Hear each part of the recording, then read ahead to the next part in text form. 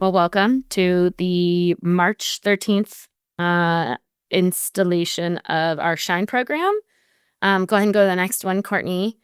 Just for anybody who is new, I don't think on the call right now we have anybody new, but if you would follow Nora and Callie's great lead and put your name, your role, and where you work in the chat, that would be super helpful. And then if you're comfortable, we love to see your face in our sort of ever virtual world. So if you're comfortable to turn your camera on, we would love that. And then we'll have about a 30-minute presentation today, followed by a Q&A opportunity. If the group's still pretty small, I think Q&A might go pretty fast, or sometimes the opposite happens. And we have such a great intimate discussion from everybody too that we go for the full amount of time. So just kind of as a reminder of the flow, we'll do our presentation, we'll do Q&A. I will turn off the recording before the Q&A and discussion portion of today, just to encourage everybody to speak freely. But please don't, give away any, defining names, characteristics, things like that of students or families if we end up working through a problem that you might have. Courtney, go ahead and go to the next one. Just again, one last little reminder of who on earth is Montana Pediatrics? Why is a pediatrics organization putting on these school health topics and trainings? So we are dedicated to increasing access to healthcare and health equity for every child in Montana, regardless of their geographic location, regardless of their family's ability to pay. And one of the things we really try and do is meet families where they're at. And increasingly, we've realized, right, kids are at school. Kids are at school consistently. And so working with schools, oftentimes we've found that a school health personnel might be the only form of healthcare or a health professional that a student sees for even a year. And so really trying to increase your all knowledge base around a lot of different topics that we've heard are important to families.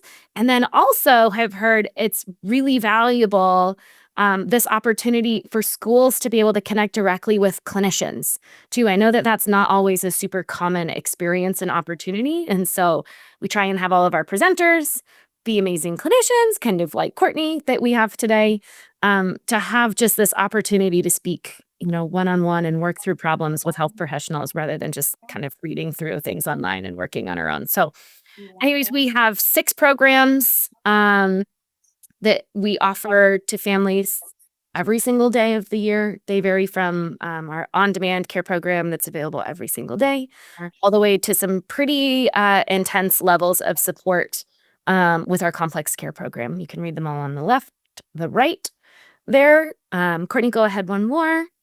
And then new, that was last month, still offered this month and for the foreseeable future, Montana Peds was able to accredit the Shine program with the Office of Public Instruction. So for anybody who attends the live session of Shine, you'll need to be present for about 75% of the session. Anybody who attends the live session is eligible to receive 1 professional development unit.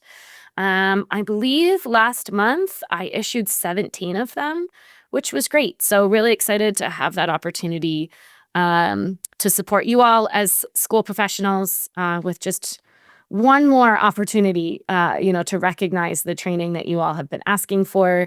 And now you get a little benefit for coming to, in addition to just hearing me every month, but then hearing from each one of our speakers. So that's all at the end of the session. Full disclosure, the QR code website that we use has been broken for like 3 days. So there will not be a QR code on the last slide, but I will include the link to the post-session survey in the chat. And I will also send everybody an email at the end of the session too that has a link to the survey. That's how you'll be able to claim your OPI credits. That's it. Courtney, it's all you. Thanks for being here today. Courtney, I'll let you go ahead and introduce yourself, but I also just have to give a major shout out to Courtney. For anybody that was here last session, and you remember at the end, I said, I don't have a topic for the month of March. And Courtney so graciously jumped in and was like, I can do all of this, and she got everything done in like 5 days. So Courtney, amazing. Thank you. So bear with me. We would not be here without you today. So thank you, thank you, thank you. Yes, absolutely. Well, thank you for that introduction. Um, my name's Courtney. I am a registered dietitian and a certified diabetes care and education specialist. I work for Billings Clinic Pediatrics in their diabetes department. So I primarily do diabetes education in pediatrics. I have been a dietitian for over 20 years and a diabetes educator for over 18 years, working in various locations across the state. Started in Billings, sold medical insulin pumps across the state for many years, worked at Bozeman Health, and now I'm at Billings Clinic Bozeman. So, kind of some of my background there. Uh, as I was thinking about this presentation and potential topics, I started scrolling through social media, which of course can, take you down rabbit holes. I don't know, maybe some of you can relate to that. And naturally, social media has its pros and cons, but I do find a lot of misinformation, especially in regards to nutrition information on social media, which is a whole nother can of worms. But one of the topics that kind of kept popping up was centered around the current nutrition guidelines, people wondering about questioning the guidelines, wondering about their relevance, especially as we see an increase in obesity, diabetes, and other chronic diseases over the years. So I thought I would just take a little bit of a deeper dive into the current guidelines, review a little bit about the history, what the guidelines are and are not, and go into that a little bit. So, um, getting started again, just want to review the history. I want to become familiar with the current guidelines. These guidelines are updated every 5 years. So, we are actually at the end of our 5 year cycle, the 2020-25 guidelines. So, we should be getting some new guidelines coming out this coming year, which I'll be excited to see. And then at the end, hopefully, you can take away a few pearls with you of things, action items that we can do to help increase the health of ourselves and students. So the guidelines originated in 1980. So we've been doing this for about 45 years now. These are the original 7 guidelines from 1980. And when they were initially rolled out, the emphasis was really focused more on individual nutrients. So, for example, we were looking at, are we getting adequate vitamin C to prevent scurvy? Are we getting adequate vitamin D to prevent osteoporosis and rickets? So, really, there was a greater emphasis on individual nutrients, and the emphasis was on healthy individuals. So, we weren't looking at people that had chronic disease. And these are the 7 guidelines. And what you'll notice is over time, over the past 45 years, a lot of those core elements have stayed the same. There hasn't been a huge change in those core elements. But we have emphasized different things over time. So we've shifted away from looking at individual nutrients, and really there's a greater emphasis on overall dietary patterns, looking at preventing chronic disease. We've put more of an emphasis on activity. They've developed the guidelines looking at, hey, it's different for an infant than it is for an adult. So breaking those down into age groups as well. But again, the basics remain the same. We need to be eating less salt, sugar, and saturated fat, and we need more fruits, vegetables, whole grains, and lean proteins in our diet. These are the current 4 main buckets of our dietary guidelines. So the first one is following a healthy dietary pattern at every stage of life. Again, infancy is more about breastfeeding and infant formula. In adulthood, we're not doing that. We're doing more whole foods. The second one is really looking at customizing and enjoying nutrient dense foods to reflect everyone's personal preferences, cultural traditions, and budgetary constraints because not everyone has the same amount of money to spend on food. And so there's a component of looking at that. And then the last two buckets are really what I'm going to spend the majority of my time focusing on. So, are we meeting those basic food groups with nutrient dense foods and beverages, staying within our calorie limits, and looking at limiting again things with added sugars, saturated fats, sodium, and alcohol? So, again, I'm going to spend our most of our time focusing on 3 and 4 in terms of the guidelines. So, first is a focus on meeting those food groups. So, these are our basic food groups that you guys have probably seen for years, whether it was the old food guide pyramid or now it's been replaced with My Plate, but you have seen these before, I have no doubt. So, vegetables. We want to focus on a variety of vegetables. So, reds, leafy greens, oranges, yellows. So, getting the rainbow of colors. Fruits, a focus on the whole fruit. So less emphasis on fruit juice or dried fruits, but more emphasis on the whole fruit. Grains, half of our grains should be whole grains. What does that mean? Well, basically, a whole grain contains the entire grain kernel. So that means we have the bran, the germ, and the endosperm. So I'm taking you back to science class here for a minute. So some of those whole grains would be things like oatmeal, whole wheat bread, brown rice, quinoa, barley. Those are all considered whole grains. Dairy, focus on low-fat dairy. Protein, lean meats, seafood, beans, legumes, nuts, and seeds. Again, trying to fit the lifestyle of everyone. So those that are vegetarian or vegan. Oils, looking at added and naturally occurring oils. So these are kind of our main buckets, which again, I'm sure many of you have been seeing for years. So in addition to these main food groups, we want to look at, now we kind of have an idea of what types of foods within those food groups. Now we need to have an idea of how much of those foods are the guidelines stating. Vegetables, the guidelines state about 2.5 cups a day.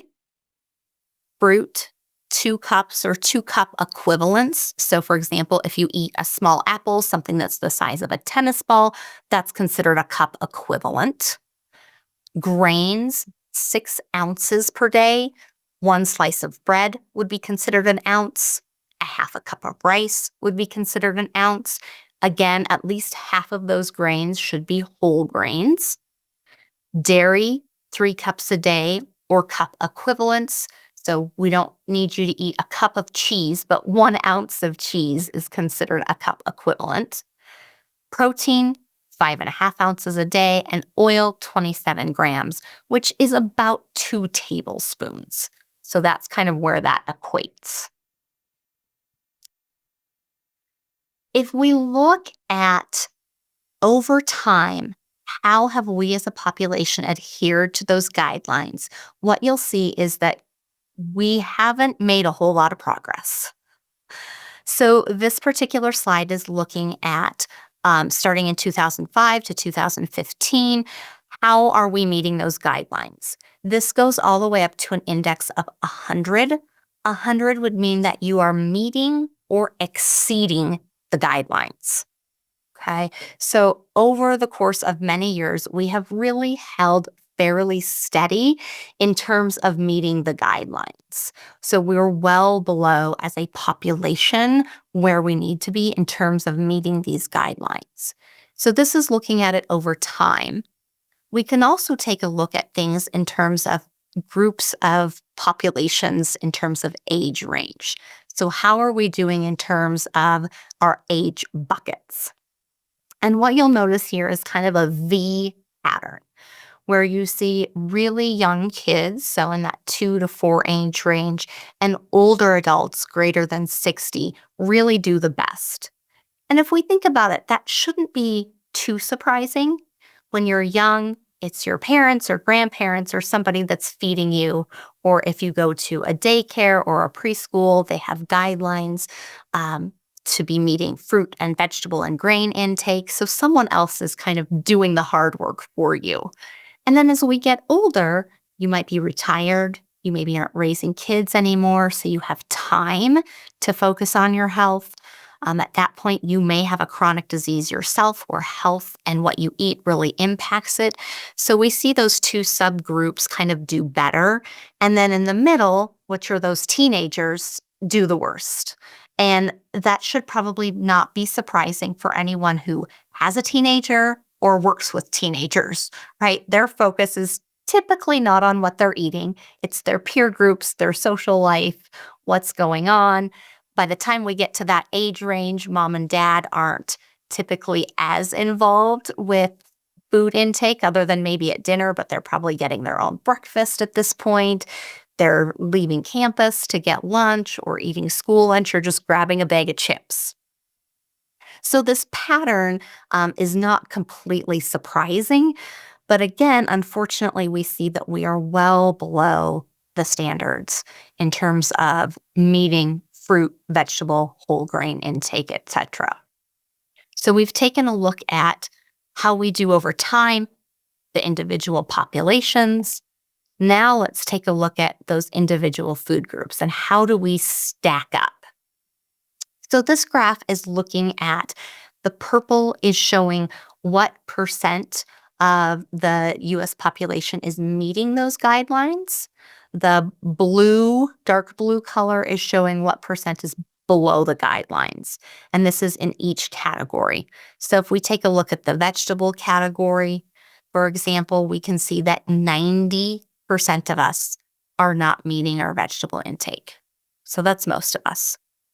The vegetables break it down a little bit more into the different types.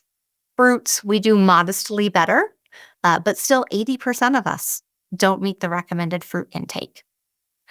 Grains, we're a little bit better there, but when we break down that grain group into the whole grains versus the refined grains, you see that the majority of what we eat are refined grains. We're not getting those whole grains like we should. So across the board, in almost every category, we are seeing that we're just not meeting the guidelines. And I was thinking about it as I was putting the slide together and trying to think, like, what did I eat yesterday? I was like, well, let's see. For breakfast, I made myself a homemade breakfast burrito. It had eggs and beans and veggies in it, but it was a white tortilla. So no whole grains for me for breakfast. And then I thought about lunch and I had leftovers and it was white rice. And I was like, oh, shoot, I'm not even getting there either. So even though we know this cognitively, most of us know this is what we should be doing, we don't always make it there.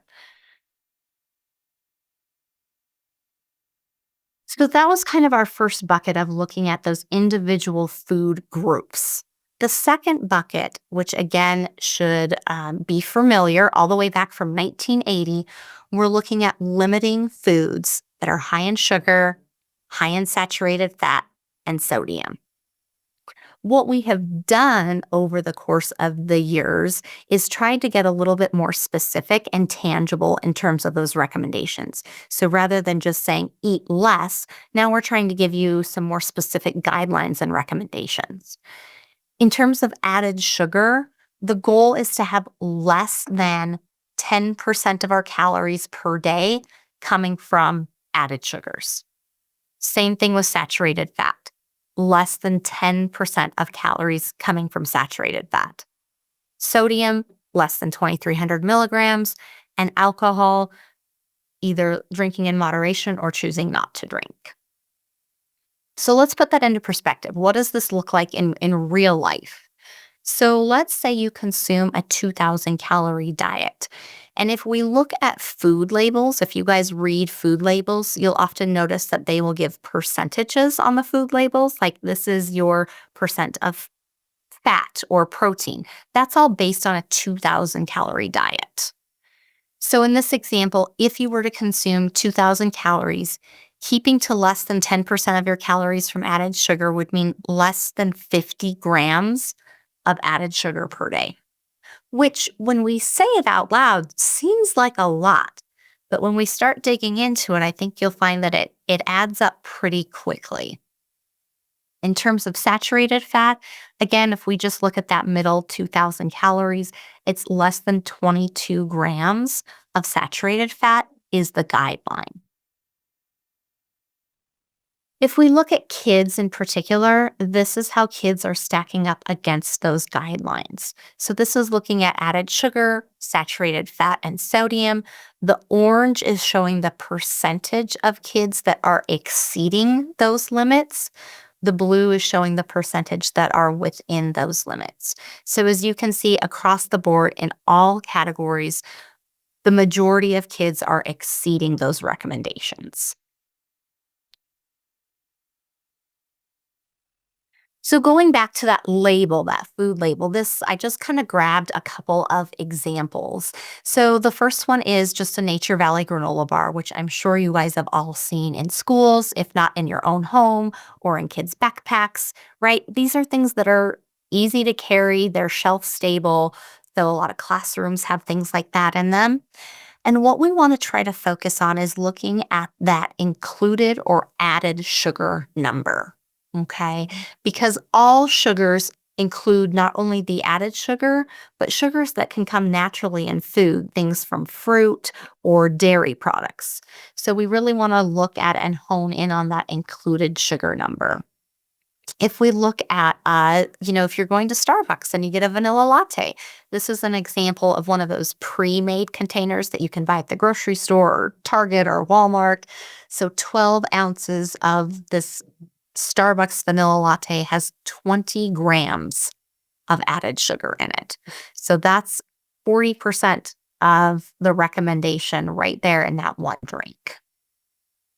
So this is kind of what to look for when you're looking at labels. Okay, so let's quit listening to me talk for a minute. And I'm going to pose a question to the audience. So I'll just have you type in the chat really quick. Where would you guess the majority of our added sugar is coming from? And what I'm looking for here is a category. So not like a Snickers bar. That would be the candy category. What would you guess, in terms of categorically speaking, where the majority of our sugar is coming from? If you want to type something in the chat, I'll give you a few seconds to put something in there.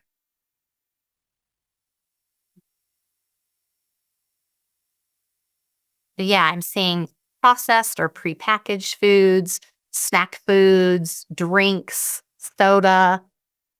So you guys you're on the right track there. So about a quarter of the added sugar is coming from sugar sweetened beverages. Yeah.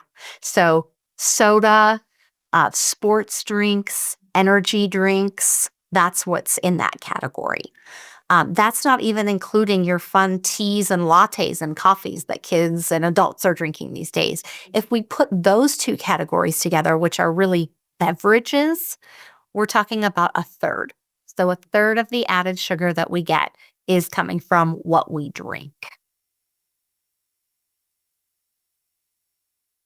So the next one, and I love this picture, slightly disturbing, but I think it hits it hits it home. Where would you guess the majority of our saturated fat is coming from? Remember, saturated fat primarily comes from animal products. It's something that is fat that's solid at room temperature.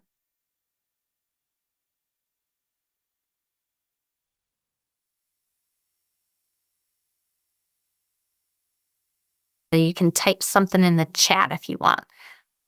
So red meat, fast foods. Yep. Any other thoughts? Canned meats. That's a good thought. So this is kind of an interesting category here. But the majority are coming from what they're categorizing as sandwiches. Okay, so what is a sandwich? This includes things like, and this could be its own debate, right? We could have our own debate about what is a sandwich, but this includes hamburgers, hot dogs, tacos, burritos, as well as breakfast sandwiches. So things that have sausage and bacon and ham and that sort of thing in it. So that is kind of your sandwich category. So that's where the majority of that saturated fat is coming from. But again, we see a sprinkling coming from things like desserts and snack foods, the red meats that you had mentioned, um, some other types of mixed dishes, things like that. So the question becomes, if we've had kind of the core elements of our guidelines stay the same for a number of years, but we're continuing to see this rise in chronic disease, obesity, diabetes, do these guidelines even matter? Does following them, is that even helpful?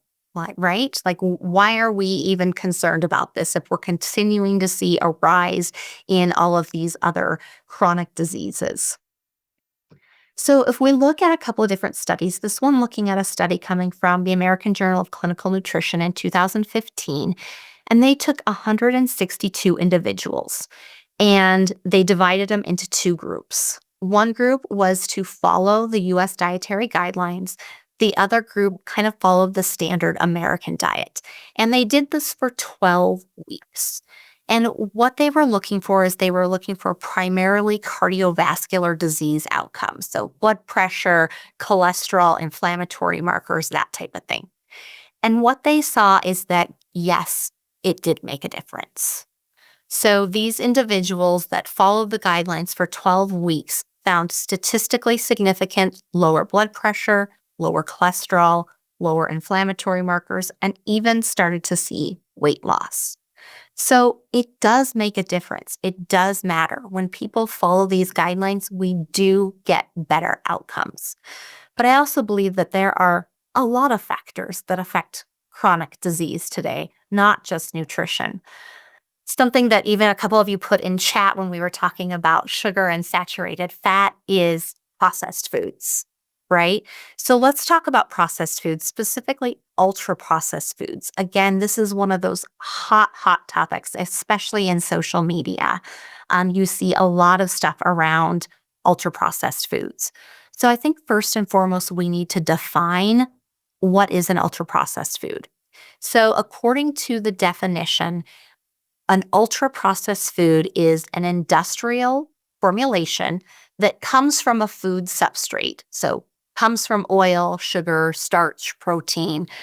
It could be modified, so like a modified starch, or it also uses the products that are synthesized in the laboratory. So flavor enhancers, colors, enzymes that might add stability to improve shelf life. Those can all be considered ultra processed. It also includes manufacturing techniques such as molding or extrusion. So what does that mean? That means that if you are making pasta, so you've got bread or you've got flour, water, salt, some oil, and then you take that pasta and you push it through a sieve to make it look like a bow tie or a whale or a penne pasta. It is now being classified as an ultra-processed food because you have changed the shape from the original product, okay? So I think it's important to understand some of that because most of the time when we think of processed foods, I would guess most of us are going to think of things like frozen pizza, ice cream, donuts, Hostess cookies, that kind of thing. But the reality is things like infant formula, that is considered an ultra-processed food. Store-bought bread, yes, including Dave's Killer Bread. And I say that because if we take a step back and remember at the beginning of the presentation where we talked about trying to get whole grains, whole grain bread was one of those things. This is where stuff gets confusing is whole grain bread. We want to encourage that. At the same time, we're classifying it as ultra processed. So that can be very confusing for people. So I would never tell someone, don't eat whole grain bread because it's ultra processed. I still believe that just because a food is ultra processed does not necessarily make it low in nutrients or make it bad for us. And that's why when we start looking at data and trying to tease out our ultra processed foods, the culprit, it's really hard to do because some of these foods that are ultra processed are not necessarily poor in nutrients.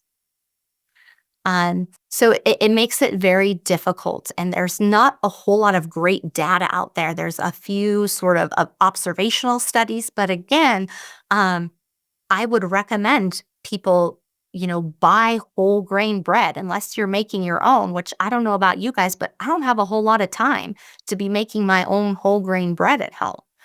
But because they add enzymes in the bread to keep it shelf stable, it's now considered an ultra processed food. But again, I don't necessarily think that makes it a bad food. So, what can we do? Well, first and foremost, we need to be good role models for students and for young children. So, they need to see us as adults trying new foods, experimenting with new things, talking about food in a positive way, um, saying things like, I'm feeling kind of hungry. My stomach's growling. I feel like something sweet or crunchy. Maybe I'll have an apple.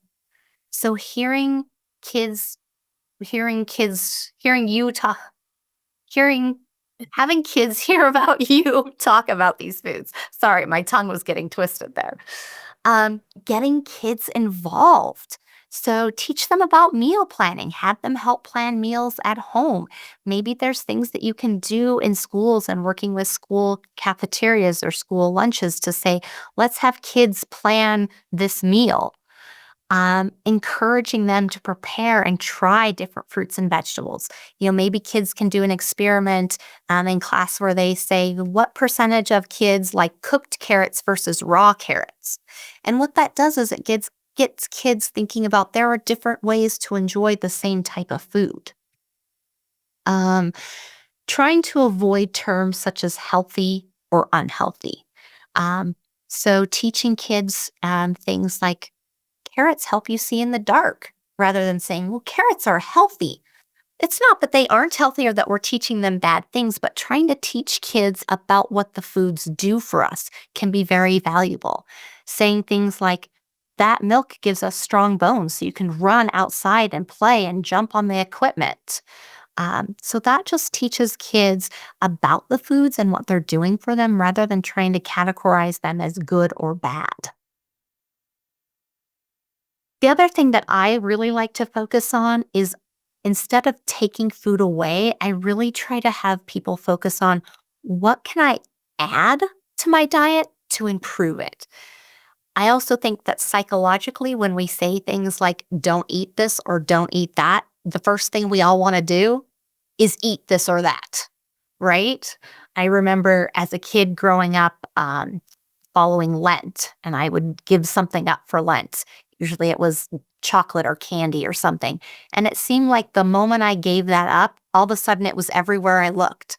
All of a sudden we were having every school party possible and you got to bring a soda to class. Or all of a sudden I noticed all the candy in the supermarket line. And that was just because cognitively I told myself I couldn't have it. So really trying to focus on what can I add to my diet to make it better.